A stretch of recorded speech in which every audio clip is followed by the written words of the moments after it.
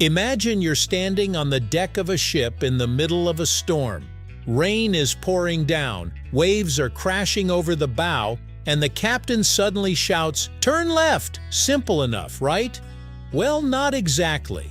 Depending on which direction you're facing, left could mean completely different things. If one sailor is facing the front of the ship and another is facing the back, their idea of left won't be the same at all. In a situation where every second counts, that confusion could be dangerous. That's why sailors don't use left and right. Instead, ships use the terms port and starboard, two words that have been guiding mariners for centuries. But where did these strange terms come from, and why are they still used today? Let's break it down, right here, on History of Simple Things.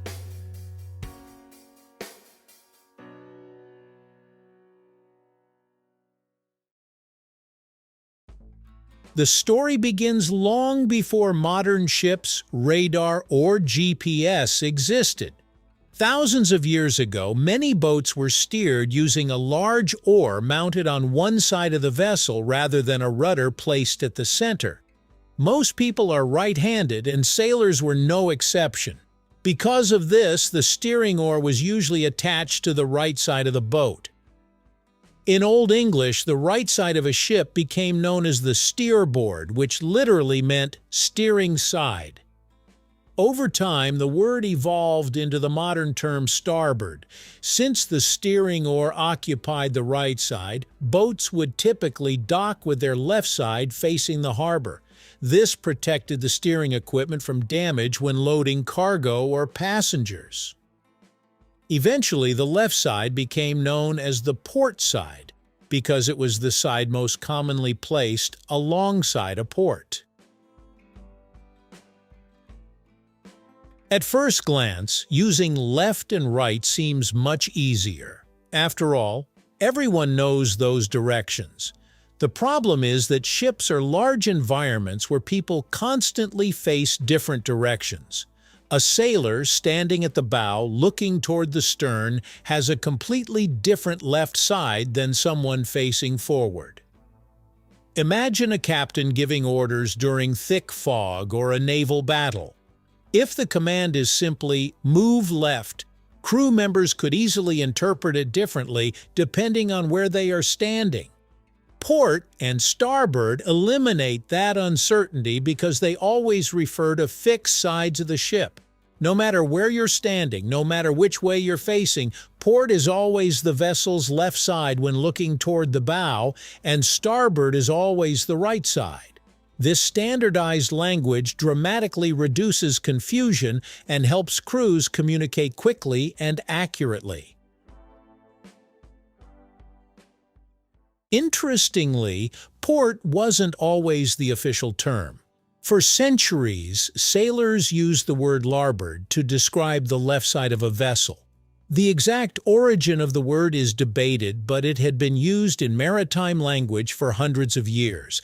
The problem was that larboard sounded very similar to starboard. In rough weather, strong winds, or noisy conditions, the two words could easily be mistaken for one another. A sailor hearing the wrong command could make a dangerous maneuver at exactly the wrong moment. To solve this issue, maritime authorities gradually adopted port as the standard term during the 19th century. The change reduced misunderstandings and made verbal commands much clearer. By the early 1900s, port had largely replaced larboard throughout the English-speaking maritime world. You might think these terms survive simply because sailors are attached to tradition, but they remain essential for practical reasons. Modern ships are far larger and more complex than ancient vessels. Cargo ships can stretch hundreds of meters long, while cruise ships carry thousands of passengers. On vessels of that size, clear communication is critical. Navigation systems, charts, safety procedures, and international maritime regulations all rely on standardized directional terminology.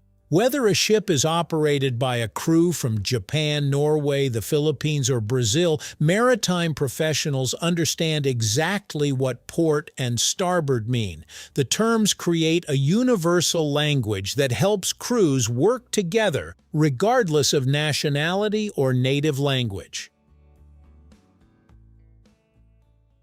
Port and starboard are also tied to another important maritime convention. At night, ships display navigation lights to indicate their direction of travel. The port side shows a red light, while the starboard side displays a green light. This system allows other vessels to determine orientation and movement from a distance. If a sailor sees a green light, they know they're looking at another vessel's starboard side. If they see a red light, they're viewing its port side. These color standards are recognized worldwide and play a crucial role in preventing collisions at sea. Many sailors learn a simple memory trick. Port and left both contain 4 letters. If you remember that, identifying the correct side becomes much easier. Interestingly, port and starboard aren't used only at sea. The aviation industry adopted the same directional system for aircraft. Just like ships, airplanes have a port side on the left and a starboard side on the right when facing the nose of the aircraft. They even use the same navigation light colors, red on the port side and green on the starboard side. This shared system helps pilots, ground crews, and aviation professionals communicate clearly about specific parts of an aircraft without confusion. It's a reminder that some nautical traditions proved so useful that they eventually took to the skies as well. So why do ships use port and starboard instead of left and right? The answer comes down to clarity, safety, and centuries of maritime experience. While left and right depend on where a person is facing, port and starboard always refer to fixed sides of a vessel. That consistency prevents confusion and helps crews communicate effectively in situations where mistakes can have serious consequences. What began with ancient steering oars evolved into a universal maritime language that is still used on ships around the world today. The next time you hear someone mention port or starboard, you'll know those aren't just nautical traditions. They're practical solutions to a problem sailors solved hundreds of years ago. Thank you for watching. If you have suggestions for our next video, feel free to share them in the comments below. We'll be sure to give you an acknowledgement for your contribution. Thank you for joining us on this journey through the history of simple things. Don't forget to like, subscribe, and stay tuned for more stories woven through the smallest details.